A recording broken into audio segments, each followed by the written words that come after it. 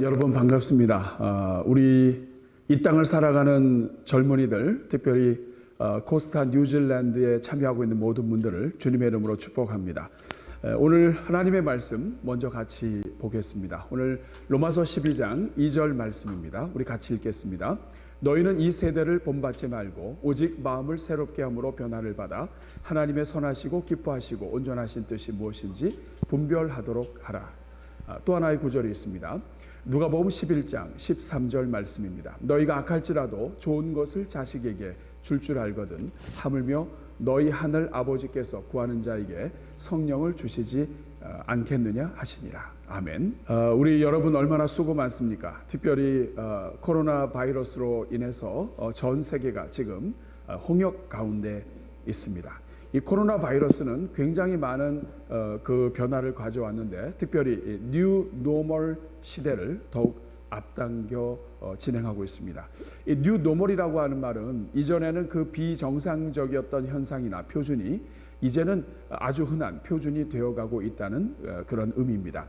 사실은 2007년에 세계 금융 위기와 2008년부터 2012년까지 이어진 경제 침체 기간 동안에 만들어진 새로운 경제적 기준입니다. 이전에는 저성장과 저금리, 저물가 이런 것들은 abnormal한 정상적이지 않은 상황이었는데 이제는 이것이 아주 노멀한 상태가 되었다고 하는 것이 시작입니다.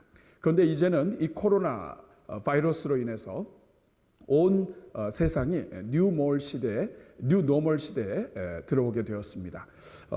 우리가 쓰지 않았던 마스크가 이제는 없으면 허전하게 되었고, 그리고 이 중국 말로는 신창타이라고 이야기합니다. 새로운 상태, 이전의 상태가 아니라 이제 새로운 상태가 이제는 노멀이 되었다 하는 뜻이 되겠습니다. 코로나 이후에 세계가 어떻게 변화될 것인가에 대해서 많은 예측들이 있었습니다. 2020년도 4월 21일 조선일보에는 글로벌 전문가 24인이 코로나 이후의 세계에 대해서 예측을 했었습니다.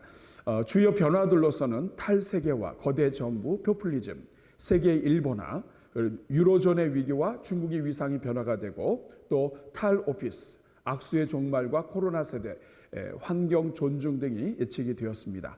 또 2020년 5월 카이스트에서는 기초과학연구원에서 탈세계화가 계속이 되고 글로벌 밸류 체인이 분열되고 또 4차 산업혁명 이것이 계속 가속되면서 혁신과 기회를 창출할 것이라고 했는데 예측한 그대로 지금 이 세계가 다 이루어지고 있습니다. 그래서 지금 현상을 코로나 쓰나미라고 이야기합니다. 사회적 거리두기가 지속되고 있고 재택근무하고 또 학교가 폐쇄되고 가장 변화되기 어려운 곳이 학교인데 학교가 변화되고 또 교회가 폐쇄되고 온라인 예배가 되고 또 여행 및 항공산업이 침체되면서 이제는 새로운 여행 개념이 요구되고 있습니다. 온라인 강좌, 특별히 원거리 온라인 강좌가 일상화되고 이제는 백신을 접종을 한다 할지라도 변이 바이러스로 인해서 이제는 코로나와 함께 살아야 하는 위드 코로나 시대가 되었습니다. 사람들도 변화되기 시작을 했습니다. 온라인 사용 시간이 증가된다는 통계가 계속해서 나오고 있고 사람들이 불안하고 또 현상 유지 중심의 사고를 선호하고 또 자기 욕구를 니드를 해결해주는 그러한 브랜드에 주목하고 있다고 합니다. 사람들이 군중을 회피하고 있고 이제는 비대면 매장을 선호하는 일들이 점점 많아지고 있습니다. 지난주에 제가 저희 교회 성도님 한 분이 비즈니스로 오픈을 해서 그 오픈하는 곳에 가게 되었는데 무인 매장입니다. 미리 밀키트를 준비해서 이곳에서 미리 준비하고 사람들이 그 무인 판매로 가서 구매를 하게 되는데 제가 이야기를 들어보니까 사람들이 얼마나 이 밀키트 무인 매장을 선호하는지 24시간 오픈인데 한 오후 4시가 되면 재료가 다 떨어질 정도로 사람들이 이제는 접촉하지 않고 조용히 가서 물건을 사서 혼자 먹는 이런 일들이 점점 늘어나고 있다고 이야기를 들었습니다. 가장 큰 충격과 변화를 경험하고 있는 것은 사실은 교회입니다. 왜냐하면 이 교회라고 하는 것은 이름 자체가 모임이라고 하는 뜻입니다. 세상으로부터 부름받은 하나님의 백성들의 모임, 이것이 바로 에클레시아라고 하는 이 교회의 의미입니다. 다시 말하면 교회는 처음 이 땅에 생길 때부터 모이는 것으로 존재해왔습니다. 모여서 예배드렸고, 모여서 소그룹을 했고, 모여서 식사를 나누었고, 모여서 함께 세례식을 했고, 성찬식을 했고, 그리고 교제를 나누었습니다. 그런데 이 코로나 바이러스로 인한 이 시대는 모이는 것이 지금 바이러스 전염에 아주 치명적인 그러한 영향을 미치기 때문에 가장 큰 충격을 교회가 받은 것입니다. 근데 사실은 또 하나의 충격을 받은 대상이 있습니다. 그것은 2030 세대입니다. 밀레니엄 세대와 Z 세대죠. 1981년부터 2004년까지에 태어난 젊은이들인데 매스컴들은 특별히 한국 경우에는 그렇습니다. 가장 어려운 세대, 청년 세대라고 이야기합니다. 뉴질랜드라든지 호주라든지 특별히 방역이나 이런 데 있어서 최선을 다했던 조기에 방역에 성공했던 그런 나라들을 제외하고는 지금 이 땅에서 이 세상에서 가장 어려운 세대가 바로 2030 세대입니다. 한국의 경우에는 구직을 포기한 절반이 2030 세대였고 지난 8월 달에 청년 실업이 5.8%로 나와 있지만 확장 실업률, 직업을 바꾸고 싶고 현재 만족하지 못하고 그래서 또 현재 직업을 갖고 있지만 정규직이 아니고 이런 여러 사람들의 그 확장 실업률은 21.7%에 달해 있습니다. 취업을 준비하는 사람들의 비율도 지금 19%로 2년 연속 최고 수준에 지금 되어 있습니다. 그러니까 다시 말하면 이 땅에 있는 젊은이들은 이 코로나로 인해서 굉장히 큰 변화와 어려움을 당하고 있다는 것입니다. 그러므로 현재 가장 어려운 사람들이 누구냐? 그 사람들은 바로 교회 다니는 청년들입니다. 이들은 가장 큰 변화를 경험하는 사람들이고 동시에 가장 큰 변화가 요구되는 사람들이기도 합니다. 그런 점에서 오늘 이 코스타 집회를 참여하고 있는 여러분들은 정말 소중한 분들이고 여러분들은 정말 오늘 이 시대 속에서 가장 고난을 경험하고 있는 시대라고 사람들이라고 할 수 있습니다. 우리 옆에 분하고 같이 한번 잠깐 인사했으면 좋겠습니다. 당신 덕분에 살맛이 납니다. 당신 덕분에 살맛이 납니다. 다시 한번 당신을 축복합니다. 당신을 축복합니다. 가장 어려운 사람들은 교회 다니는 청년이라는 말입니다. 그렇다면 우리는 어디에서부터 어떻게 변화되어야 하겠습니까? 저는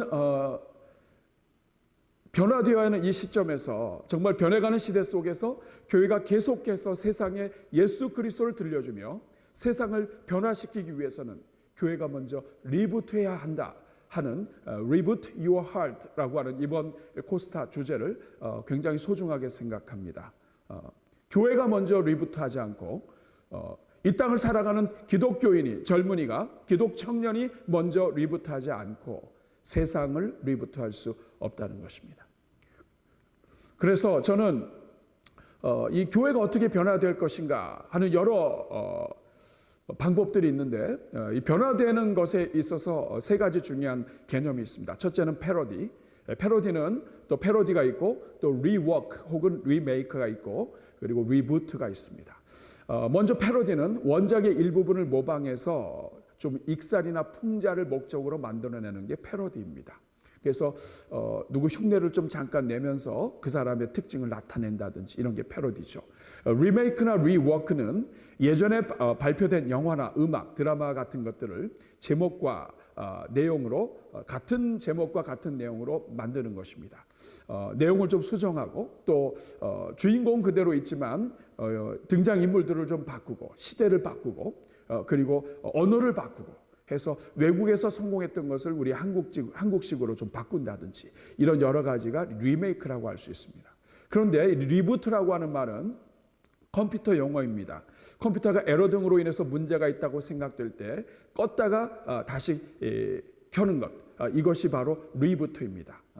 기존 작품의 최소한의 고유 설정만 유지한 채 나머지 설정을 비롯해서 전체를 완전히 갈아엎고 아예 처음서부터 다시 만드는 행동을 리부트라고 얘기합니다. 가장 대표적인 최근에 그 리부트로 성공한 예는 스파이더맨 홈커밍이라고 하는 영화입니다. 뼈대만 남기고 주인공까지 심지어는 주인공의 연령까지 다 조절해서 완전히 변화시켜버렸습니다. 교회가 고수해야 될 핵심 가치가 있습니다. 세월이 흘러도 변함이 없는 교회 뼈대. 예를 들어서 본질은 변함이 없습니다. 주기도문 신앙 고백 여전히 동일합니다. 하나님은 거룩히 여김을 받으셔야 하고 하나님의 나라가 이 땅에 임하도록 구해야 합니다. 그러나 우리가 모르는 사이에 본질이 흐려진 모든 것들을 찾아서 우리가 회복해야 합니다. 성경이 가르치지 않는 것들을 과감하게 바꾸고 정말 어느새 우리 자신도 모르게 우리 안에 들어와 있는 이 시대의 나쁜 것들을 우리가 다시 한번 점검하면서 성경으로 다시 돌아가고 처음서부터 핵심 진리와 뼈대만 남기고 모든 것들을 새롭게 하자 하는 것이 바로 이 리부트라고 하는 말인 것입니다. 그런데 여러분, 우리에게 소망이 있는 이유는 이 리부트는 하나님의 방법이기 때문에 그렇습니다. 인간이 죄로 죽게 되었을 때 하나님이 하신 방법이 바로 리부트입니다. 이 땅에 예수 그리스도를 보내주셔서 누구든지 예수 그리스도를 믿는 자들에게 구원을 주시고 우리 인생의 모든 죄를 다 사해 주시고, 그래서 고린도후서 5장 17절에 보면 누구든지 그리스도 안에 있으면 새로운 피조물이라 이전 것은 지나갔으니 보라 새 것이 되었도다 라고 말씀하십니다. 우리의 근본적으로 마음을 새롭게 함으로 변화를 시켜주시고 우리를 하나님의 은혜 가운데서 완전히 새로 지으시는 것, 이것이 우리 하나님이 자주 쓰시는 방법이고 하나님은 리부트의 전문가이십니다. 그렇기 때문에 이번 코스타 주제 Reboot Your Heart, 이것은 이 가장 변화의 중심이 마음이라는 뜻이고, 그리고 마음으로부터 새롭게 하시는 그 하나님의 역사 속에서 우리는 이 변화되는 시대 속에서 진정한 리부트를 이룰 수 있다고 하는 것이 이번 코스타 주제인 것입니다. 저는 이것을 진행하면서 오늘 여러분들에게 두 가지 질문에 대해서 답을 하면서 오늘 전체 주제에 대한 메시지를 여러분들과 함께 나누고 마무리를 하려고 합니다. 첫 번째 질문은 나 같은 사람이 변화될 수 있을까 하는 것입니다. 과연 내가 리부트할 수 있을까? 정말 변화되지 않는 사람, 그렇게 변화되고 싶었지만 변화되지 않았던 내가 과연 변화되고 리부트할 수 있을까? 두 번째 질문은 그렇다면 내가 나의 삶을 리부트하기 위해서 나는 무엇을 해야 하는가 하는 것입니다. 저는 오늘 이 두 가지 질문에 대해서 여러분들에게 답을 하면서 오늘 주제 메시지를 함께 선포하고자 합니다. 첫 번째 질문입니다. 나 같은 사람이 과연 변화될 수 있을까? 우리 사랑하는 여러분, 나 같은 사람이 변화될 수 있을까? 이 질문은 굉장히 멋있는 질문인 것처럼 보이지만 사실은 잘못된 질문입니다. 이 질문을 잘못했기 때문에 답을 잘못 얻고, 그리고 질문을 잘못했기 때문에 문제의 핵심을 얻지 못하는 것입니다. 이 질문은 초점이 잘못되어 있습니다. 왜냐하면 변화는 처음부터 나로부터 시작되지 않기 때문에 그렇습니다. 우리가 지금 예수님을 믿고 구원받은 것도 나로부터 시작되지 않았습니다. 변화의 능력은 나에게 있지 않습니다. 하나님은 나 같은 사람을 변화시킬 수 있을까? 아닙니다. 질문을 바꿔야 됩니다. 어떻게 바꿔야 됩니까? 하나님은 나 같은 사람도 변화시킬 수 있을까 하는 것입니다. 내가 변화될 수 있을까가 아니라 하나님은 나 같은 사람도 변화시킬 수 있을까? 이거에 대한 대답이 무엇입니까? Yes, Yes입니다. 하나님은 누구나 변화시킬 수 있다는 것입니다. 아멘. 바로 이 질문에서부터 시작되어야 합니다. 이것을 잘 보여주는 것이 멜 트라터라고 하는 사람입니다. 멜 트라터는 미국 일리노이주 바텐더의 아들로 태어났습니다. 아버지가 바텐더이다 보니까 자연스럽게 알코올 중독자가 되었습니다. 처음에는 건강하게 살려고 했지만 잘 되지 않았습니다. 그래서 직업에 어려움을 느끼고 또 직업을 잃고 또 계속해서 이 일 저 일 해도 가정을 잘 보살필 수가 없었습니다. 어느 날 자신도 모르게 알코올 중독자가 되어 있었습니다. 그러던 어느 날 2살짜리 아이의 장례식이 있었는데 그 장례식 앞에서 그 관을 붙잡고 흐느껴 오는 사람이 있었습니다. 누구냐면 바로 이 멜 트라터라고 하는 사람입니다. 이 사람이 자기의 그 알코올 중독으로 인해서 아들을 제대로 사랑하지도 못하고 격려하지도 못하고 그렇게 인생을 살다가 이 2살짜리 아들이 죽게 된 것입니다. 그 관을 붙잡고 이 멜 트라터가 다짐합니다. 나는 이제부터는 술을 끊겠다. 나는 이제 새롭게 살겠다. 근데 여러분, 이 장례식이 마치고 나서 나중에 이 장례식에 아들의 발에 신겼던 이 신발이 없어졌다는 것을 사람들이 발견하게 됩니다. 들리는 이야기에 의하면 이 멜투라터가 자기 아들 관에 있는 그 신발을 팔아서 술을 마셨다고 합니다. 그리고 정말 스스로 목숨을 끊으려고 본인이 하다가 결국에는 시카고로 가는 기차를 타고 그곳에서 1897년 패시픽 가든 미션 센터에서 그곳에 들어가서 있다가 거기에서 해리 멀로라고 하는 사람의 간증을 듣고 이 사람이 회심하게 됩니다. 그리고 이 사람이 예수님을 믿게 됐습니다.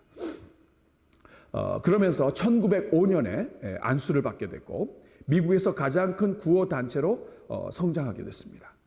그리고 심지어는 제1차 세계대전 중에 군인 대상 위로 공연 집회를 하게 됐는데 이 전쟁 기간 동안에 16,000명에 해당되는 군인들이 회심하게 됩니다.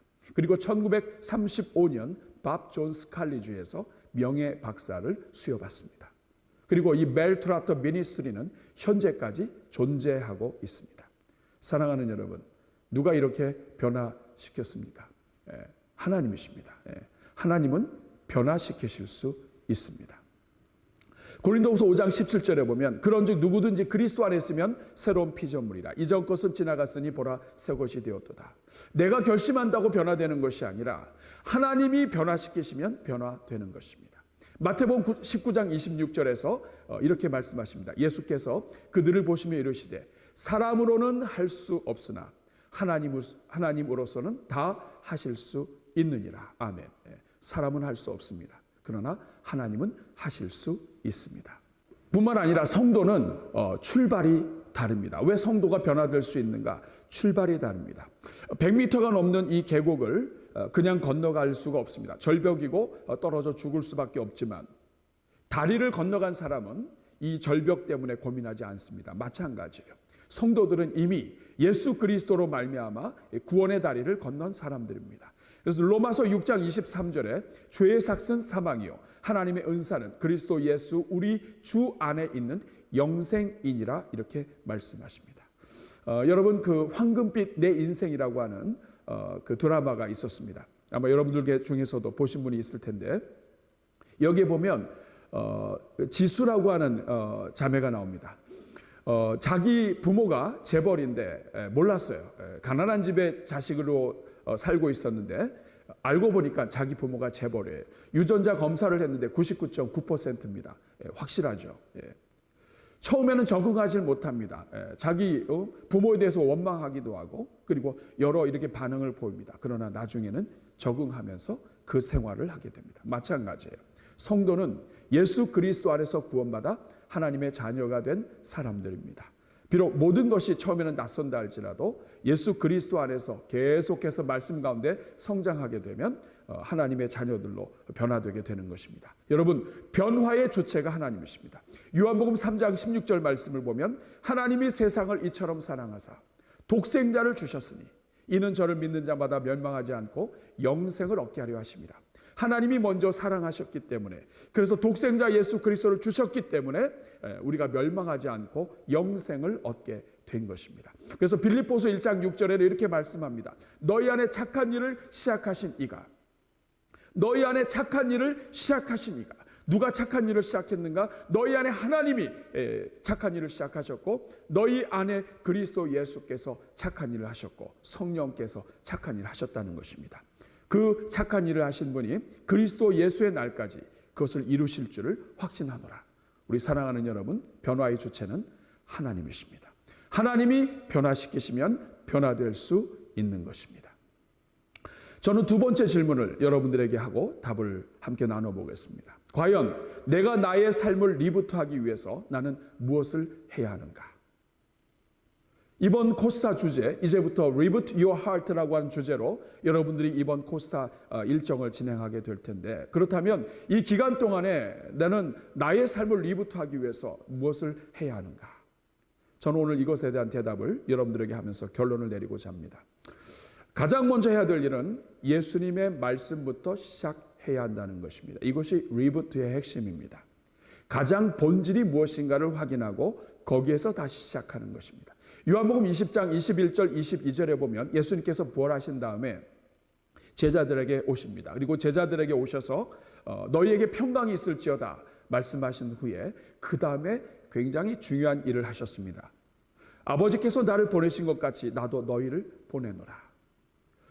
아버지 하나님이 예수님을 보내신 것처럼 이제 예수님께서도 부활의 구원을 이루시고 이제는 제자들을 보내시겠다는 것입니다. 그런데 제자들을 보내시겠다고 하시면서 하신 행동이 있습니다. 그것은 그들을 향하여 숨을 내셨습니다. 그리고 하신 말씀이 성령을 받으라는 것입니다. 여러분, 이것은 굉장히 중요합니다. 왜냐하면 예수님께서 아버지가 나를 보내신 것처럼 이제 예수님이 제자들을 보내시는데, 제자들을 보내실 때 가장 먼저 하신 일이 무엇이냐 하면 숨을 내쉬고 성령을 받으라는 것입니다. 다시 말하면 제자들이 세상에서 하나님의 일을 감당하려면 가장 먼저 해야 될 일이 무엇이냐? 그것은 성령을 받는 것이라는 뜻입니다. 모든 변화의 시작, 그리고 모든 출발, 영적인 출발, 어디서부터 시작이 되는가? 성령을 받으라는 것입니다.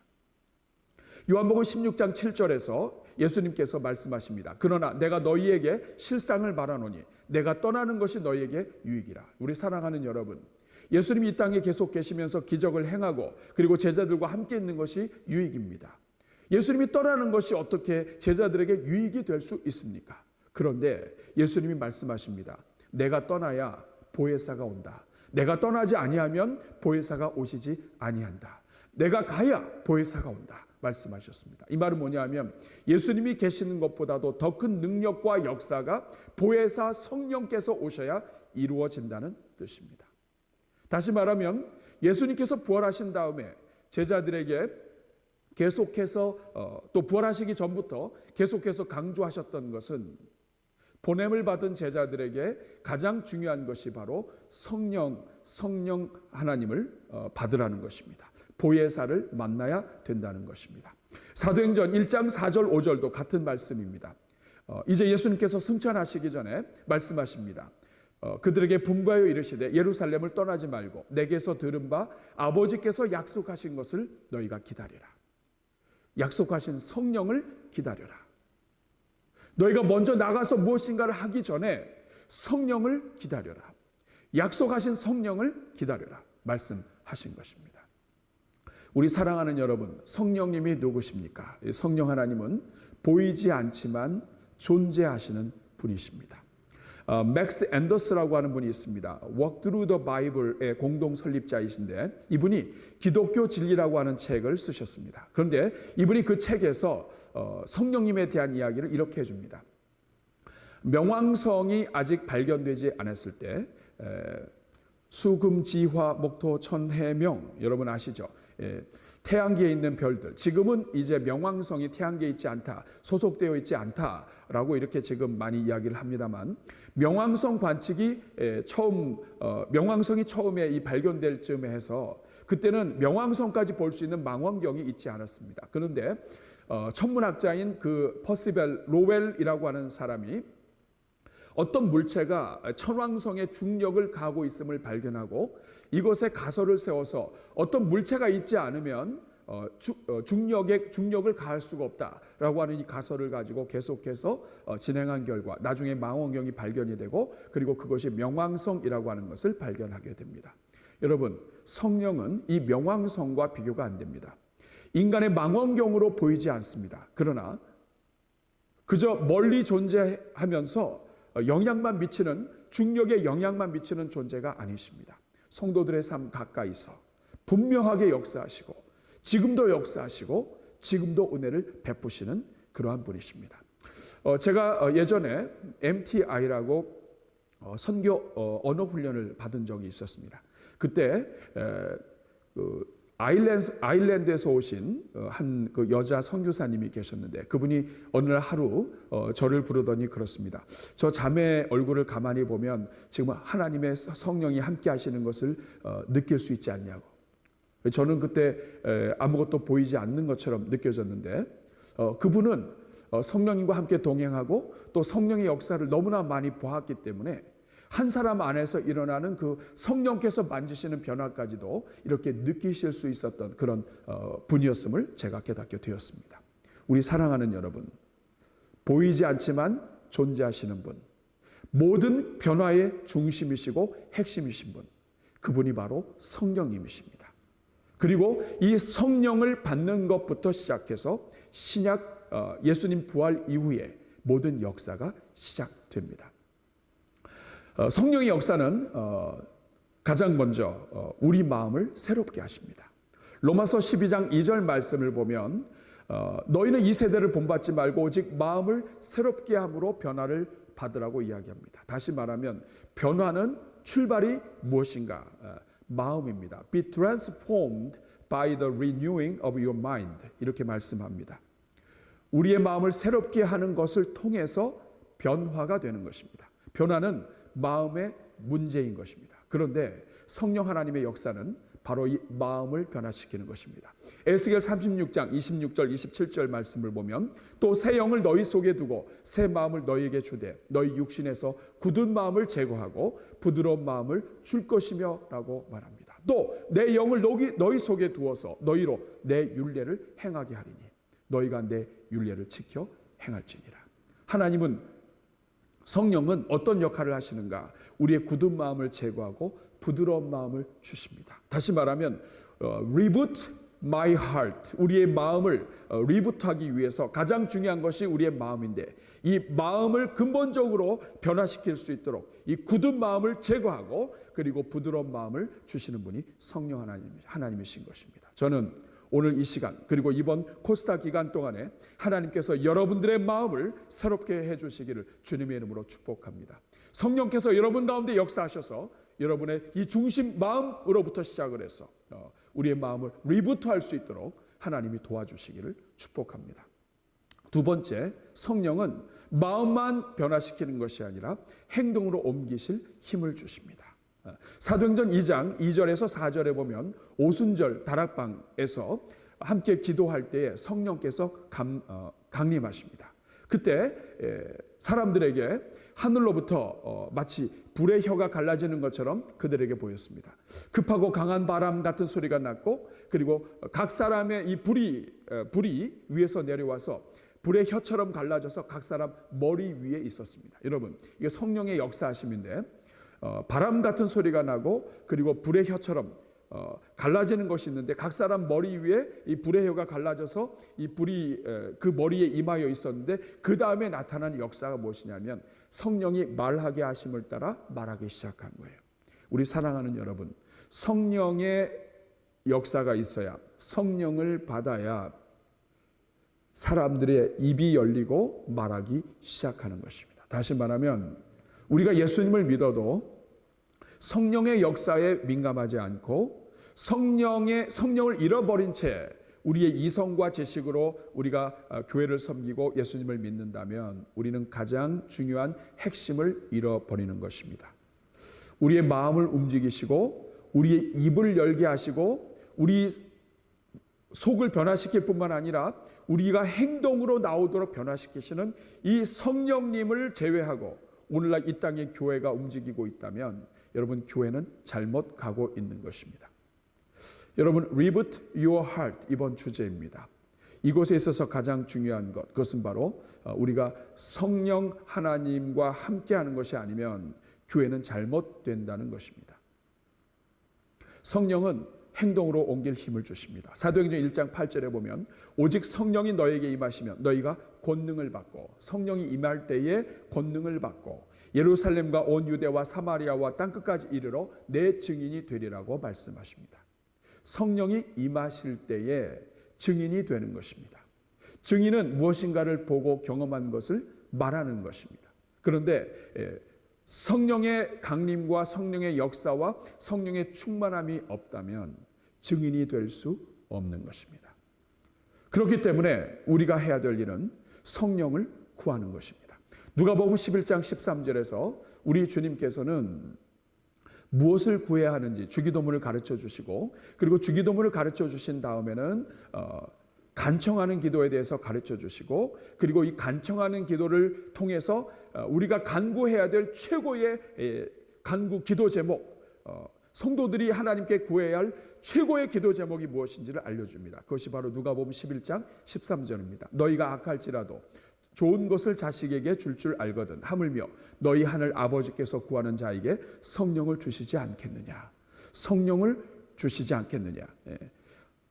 부모가 자식에게 줄 수 있는 모든 좋은 것들이 있는데 특별히 하나님 아버지께서 자식에게 줄 수 있는 최고의 선물이 바로 성령이라는 것입니다. 여기에서 구하다고 하는 이 말은 원어상의 의미는 간청하는 것입니다.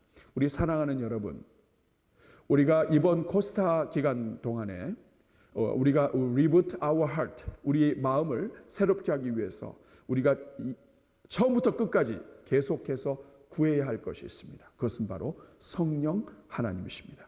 성령을 구하고 성령의 충만함을 구하고 성령을 구하여 받는 것부터 다시 시작해야 합니다. 이것은 우리가 예수님을 믿는 것도 성령에 의한 것이고 지금 구원받은 것도 성령에 의한 것이지만 성령을 간구함을 통해서 우리가 지속적으로 성령 충만한 것을 의미하는 것입니다.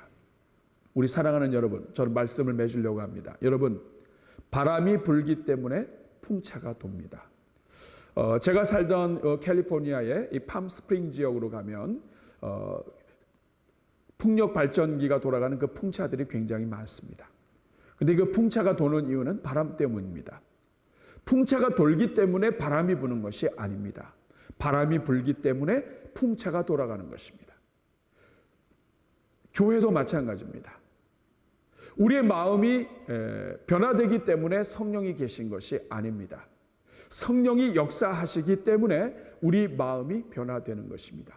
성령이 역사하시기 때문에 성령이 계시고 성령을 받았기 때문에 제자들의 입술이 열리고 문 바깥으로 나와서 길거리에서 복음을 전했던 것입니다. 성령이 계시기 때문에 마음이 새로워지는 것이고 성령이 계시기 때문에 입이 열리는 것이고 성령으로 충만하게 되기 때문에 복음이 열리는 것이고 성령을 받았기 때문에 하나님의 교회가 살아나는 것입니다. 다시 말하면 성령이 역사하셔야 우리 인생에 바람이 분다는 것입니다. 이 땅에 아무리 코로나와 온갖 종류의 사태가 일어난다 할지라도 교회는 성령이 역사하시고 성령의 바람이 불면 교회는 다시 살아나게 됩니다. 반대로 이 세상의 모든 것에 눌려서 교회의 근본 핵심을 놓치고 우리가 성령 없이 산다면 여러분 교회는 아무것도 할 수 없습니다. 그러므로 이번 전체 이 코스타 기간 동안에 여러분들에게 간곡히 부탁을 드립니다. 교회의 핵심은 성령 충만으로부터 시작되었습니다. 이것이 우리의 마음으로부터 새롭게 시작되고 리부트할 수 있는 출발점입니다. 그렇기 때문에 성령을 구해야 하고 성령을 사모해야 합니다. 성령 없이 예수님을 믿었고 성령 충만하지 않고 우리가 복음을 전했고 우리가 성령 충만하지 않은 채 교회를 섬겼던 모든 것들을 다 회개해야 합니다. 한 가지만 이야기하고 마치려고 합니다. 나이테라고 여러분 아시죠? 나무를 자르면 보이는 그 동심원 모양의 띠가 나이테입니다. 근데 많은 사람들이 나이테의 시작과 끝이 여름이라고 생각을 해요. 그렇지 않습니다. 나이테의 시작과 끝은 여름이 아니라 겨울입니다. 가장 춥고 가장 어렵고 인생의 가장 큰 환란이 일어날 때 그때 나이테가 생기는 것입니다. 날이 덥고 막 나무가 자랄 때는 나이테가 생기지 않습니다. 여러분, 이 코로나 시대는 지금 청년들에게 있어서 겨울이고 그리고 오늘 이 시대 속에서 교회는 굉장히 중요한 역사 속에서 겨울을 맞이하고 있습니다. 그런데 여러분, 코로나 시대가 어려우면 어려울수록 그리고 우리 성도들 또 특별히 젊은이들이 어려우면 어려울수록 하나님께서는 우리 모든 젊은이들을 통해 인생의 나이테를 만들어 주실 것입니다. 여러분,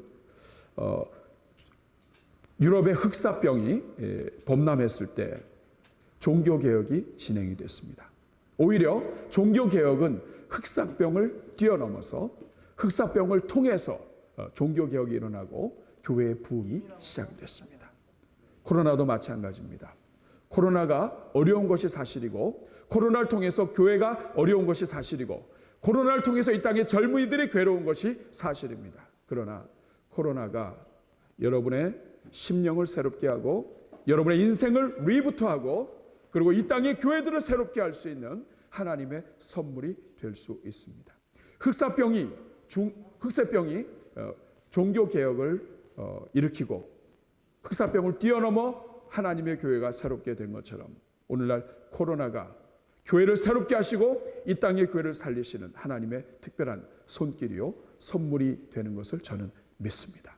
바로 이때가 다시 성경으로 돌아가서 성령 위에서 성령과 함께 세상 속으로 다시 들어가기를 시작하고 준비하는 그러한 기간이 되어야 할 줄로 믿습니다. 우리 사랑하는 여러분, 여러분들의 마음이 리부트 할 수 있기를 축복합니다. 여러분의 인생이 오히려 이 코로나 기간 동안에 정말 현장이 아니라 우리 강사들도 이 온라인으로 여러분들을 만나고 있습니다만 오히려 이 기간이 여러분의 심령을 마음을 리부트하고 새롭게 하는 하나님의 특별한 기간이 되기를 바랍니다. 우리 이 시간 한번 가슴에 손을 얹고 같이 기도하겠습니다. 이 시간 기도할 때 하나님 이번 코스타 전체의 기간이 하나님을 만나는 특별한 기간이 되게 해 주옵소서. 특별히 성령을 구하고 성령을 체험하고 교회를 세우신 기초가 되시는 성령 하나님과의 만남이 일어나는 그러한 코스타 기간이 되게 해 주옵소서.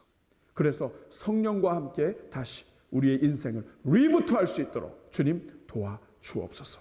이번 코스타 기간 동안에 어느 한 청년도 한 사람도 빠짐없이 어느 한 젊은이도 빠짐없이 모두가 다 하나님의 기쁨이 되는 은혜가 있기를 축복합니다. 우리 한번 같이 한번 우리 사랑하는 우리 모든 젊은이들, 우리 청소년들, 이 땅에 정말 하나님의 기쁨이 되는 젊은이들 하나님께서 여러분 도와주시길 바랍니다. 우리 한번 같이 한번 기도할 때 우리 한번 주여 한번 부르고 같이 기도하겠습니다. 같이 기도합니다. 주여! 은혜로우시고 자비로우신 아버지 하나님 정말 감사합니다. 코스타가 시작될 수 있도록 도와주시고 특별히 뉴질랜드 지역에서 하나님의 귀한 일꾼들이 이렇게 하나님의 영광을 위하여 다시 시작할 수 있게 해주시니 감사합니다. 주님, 이번 Reboot Your Heart 이 주제가 하나님 우리 인생을 다시 세우고 우리 신앙을 다시 세우고 성령 하나님 안에서 우리 인생과 교회와 우리 삶을 가정을 다시 세우는 다시 계획하는 다시 출발하는 기간이 되게 하여 주시옵소서. 은혜로우신 주님 감사합니다. 2021년도 이 코로나로 어려운 상황에서도 코스타가 시작되게 해주신 것 감사합니다. 이 자리에 참여한 우리 모든 젊은이들 살려 주옵소서. 성령으로 기름 부어주시고 하나님의 성령으로 충만하게 하셔서 이번 주제처럼 Reboot my heart 하나님 우리 자신의 마음이 성령 안에서 새롭게 되어 이제부터 본격적이고 진정으로 주님 기뻐하시는 변화가 시작되게 해 주옵소서. 마치는 시간까지 이 모든 기간 동안에 안전과 건강으로 지켜주시고 섬기는 모든 종들에게 복 내려 주옵소서. 예수님의 이름으로 축복하며 기도하옵나이다. 아멘.